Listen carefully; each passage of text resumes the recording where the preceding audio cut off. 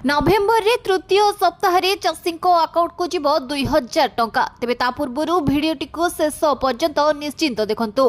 Video रे नुआ थिले दयाकरी चैनल टी को सब्सक्राइब करी पाखरे आସୁଥିବା बेल आइकन को ऑन करी रखंतु, जहा फल रे एभली लेटेस्ट न्यूज सर्वप्रथमे आपण माने देखि परिबे। प्रधानमंत्री किसान सम्मान निधि योजनार 21तम किस्ती नवेम्बर प्रथम सप्ताह रे जारी हेबार आशा करा जाउछि। देशव्यापी 10 कोटी रु अधिक चाषी एहा द्वारा उपकृत हेबे। एही किस्ती बिहार विधानसभा निर्वाचन पूर्व जारी होई पारे, तथापि सरकार ए पर्यंत एक सरकारी तारीख घोषणा करि नाहंती। केंद्र कृषि मंत्री शिवराज सिंह चौहान कहिसंती जे खूब शीघ्र चाषी अकाउंट रे परवर्ती किस्ती 2000 टंका जमा कराजिबो।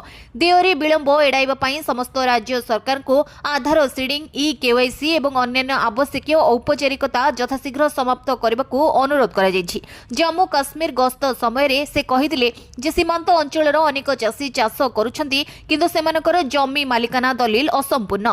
जदि राज्य सरकार एपरी चाषी मानकू जांच करंती एवं सेमानक नाम केंद्र सरकार को दाखल करंती तेबे सेमाने मध्य एही योजनारू उपकृत होई परिबे। 18 दिन पर केंद्र सरकार जम्मू काश्मीर 8.5 लाख रु अधिक चाषी अकाउंट को 171 कोटी टंकार 21तम किस्ती स्थानांतर करिसेंती। केंद्र सरकार किछि राज्य रे 21तम किस्ती जारी करि सारिसेंती। ए किस्ती 26 सेप्टेम्बर 2025 रे पंजाब, हरियाणा एवं हिमाचल प्रदेश रो चाषी मानकू बंटन करा जायतला, कारण एही राज्य गुड़िकरे बन्या एवं भूस्खलन जोगु होइतिबा क्षति पई आगुआ सहायता प्रदान करा जायतला। एहा व्यतीत जम्मू काश्मीर चाषी माने मध्य 7 अक्टोबर 2025 रे एही किस्ती पाइथिले। नवेम्बर रे अन्य राज्य गुड़िकू देय आशा करा जाउछि। एही योजना अधीन रे प्रतिवर्ष 3टी किस्ती रे चाषी अकाउंट को 2000 टंका स्थानांतर करा जाय। प्रथम किस्ती एप्रिल रो जुलाई मध्य रे, द्वितीय अगस्त रो नवेम्बर मध्य रे एवं तृतीय डिसेंबर रो मार्च मध्य रे जारी करा जाय।